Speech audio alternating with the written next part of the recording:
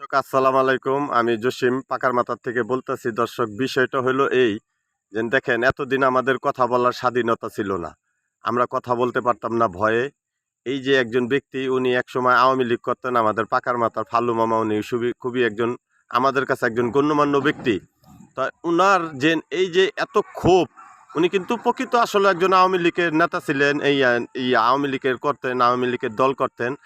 তা উনি এত ক্ষোভ কেন, এটা ফালু মামার কাছে এখন আমি প্রশ্ন করবো। আচ্ছা ফালু মামা, কন আপনি এই যে আওয়ামী লীগের উপরে এই আমি যে বিগত এই যে যেভাবে আপনি ক্ষোভ আমার লগে দেখাইতেছেন, এটা মনে করেন এই যে ভিডিও করতেছি, হ্যাঁ।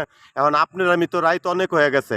এখন এই তার যে আওয়ামী লীগের উপরে আপনার এত ক্ষোভ, এটা কি কারণে ফালু মামা তার বলেন? যে তার যে কার্যকলাপ, হ্যাঁ, তার যে নৈতিকতা, হ্যাঁ, তার যে আদর্শ, হ্যাঁ। সব মানে শেখ মুজিবরের সে খারাপ করে হয়েছে।